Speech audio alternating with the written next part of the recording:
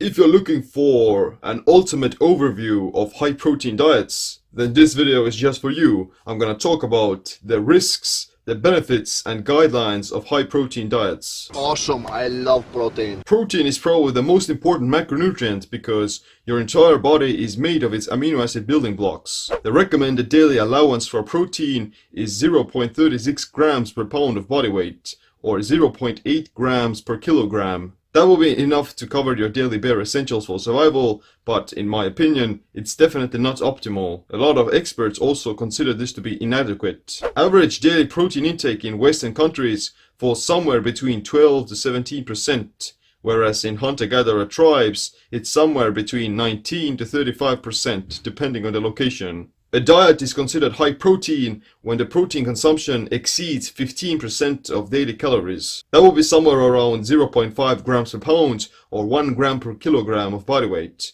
But I would say that's not really high at all. In my opinion, for a diet to be high protein, it would have to consist of at least 30 to 40% of its daily calories from protein, with around 0.8 to 1.0 grams per pound of lean body mass. The reason is that if you consume only 15 to 20% of calories coming from protein, then you would still end up covering only the bare essentials for your survival and muscle maintenance. You're not exceeding your body's threshold, so to say. But consuming up to 40% of the calories from protein, that would be edging on the side of consuming more protein than your body actually needs. So that would be high protein. There is a good reason to believe that higher protein intake is better for general health as well as body composition. Protein has many vital roles in the body, such as promoting tissue repair, instigating enzymatic processes, and transporting nutrients.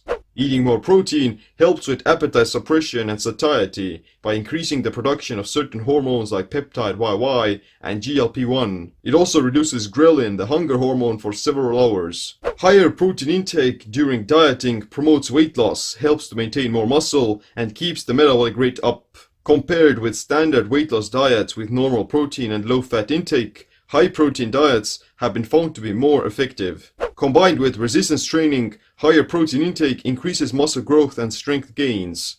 However, more protein won't make you build exponentially more muscle beyond a certain threshold. Current research has seen that limit being around 0.8 to 1.0 grams of protein per pound of lean body mass. Adequate protein intake prevents muscle loss or sarcopenia, frailty, and dependence on caretaking later in life. It's observed that muscle atrophy starts to occur even after the third decade of your life, with a 30 to 50% decrease between ages of 40 to 80. Most of it has to do with not enough resistance training, but a slightly higher protein intake can alleviate these side effects. Falling and breaking bones is actually one of the biggest concerns related to aging, because it predisposes you to physical inactivity and further muscle loss, which in turn predisposes you to diabetes and other metabolic disorders. Higher protein diets can speed up healing of wounds caused by surgery, injury, or bed sores. A higher protein intake may be more important for the aging population, amongst whom it's been found that the RDA for protein may be inadequate for maintaining skeletal muscle. In several studies, people who eat a high protein diet compared to other macronutrients experience greater fullness and satiety than those eating less protein. When people are allowed to eat as much as they want on a diet consisting of 30% protein, they end up consuming on average 441 fewer calories a day when eating only 10% protein. Even diets like paleo, keto, and the carnivore diet have also seen countless amounts of weight loss transformations.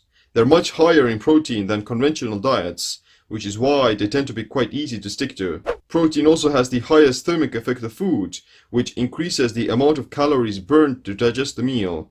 People who eat a high protein meal end up burning more calories for several hours after eating. The thermic effect of protein is 20 to 35%, thermic effect of carbs 7 to 10%, and the thermic effect of fat is 2 to 5%. The higher thermic effect of protein also contributes to the higher feelings of satiety and fullness. Your body has received enough of the essential building blocks, and after a while, you simply lose the desire to continue eating.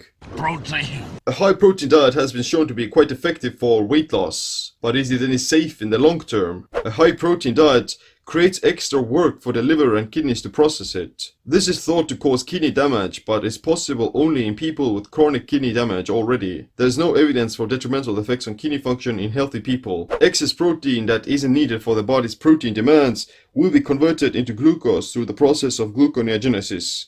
However, this doesn't have any negative side effects aside from wasting more energy on the digestion of protein and burning it off for energy. High protein intake in the absence of carbohydrates or fats can cause a metabolic condition called rabbit starvation, which can end up with even death. It's going to happen only in people who are already lean and without a lot of energy stores. Obese people with extra fat on their bodies don't have to worry about this. A protein-sparing modified fast with very high protein intake can be an effective weight loss strategy in the short term. A high protein diet is discouraged for patients with chronic kidney disease, cancers, tumors, epilepsy, or anything the like. Eating around 20 to 25% of your calories in protein is considered safe and actually a good range to aim for. They also say that high protein diets increase the risk of cancer. A high intake of protein with a lot of amino acids triggers the anabolic pathway called mTOR, which governs tissue growth and rebuilding. In the context of a poor diet with processed foods and bad quality of ingredients, high mTOR can promote the growth of the wrong things,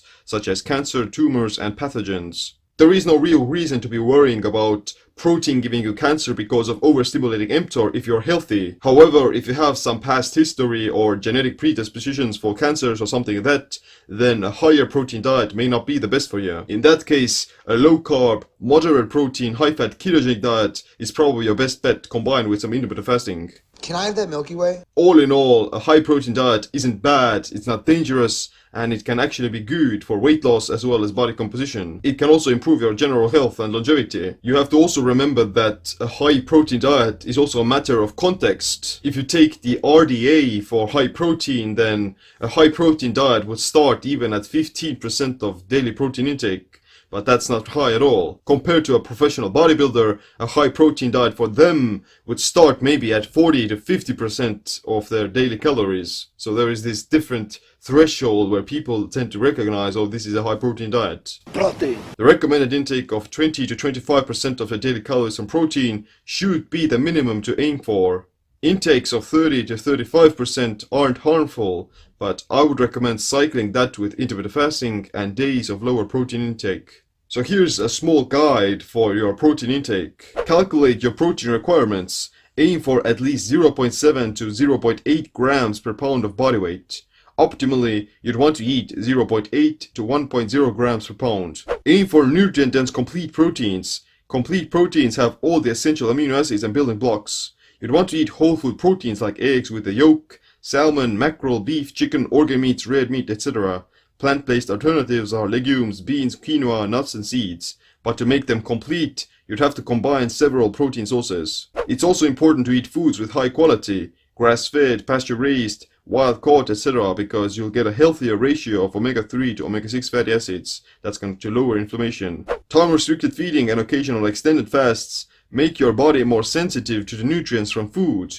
It also improves digestion and gut health. For optimal protein synthesis, it's said you should eat at least 4 times a day with 25 to 40 grams of protein each meal. This may be optimal for muscle growth and maximizing protein synthesis, but it's not necessary as long as you get your daily protein in. At most, you don't need to eat any more than 2 to 3 times a day. You can also check out my free guide to intermittent fasting ebook. For the increased protein intake to be put to use, you want to do resistance training, even when you're not trying to build muscle. It's incredibly vital for maintaining lean muscle mass and general health that's going to support longevity. You can now also get my new book on Amazon, Metabolic Autophagy, that teaches you how to balance and optimize these metabolic pathways, such as mTOR, AMPK, and autophagy. Other than that, thanks for watching this video. Make sure you click the like, subscribe, notification bell as well. My name is Seam. Stay optimized, stay empowered.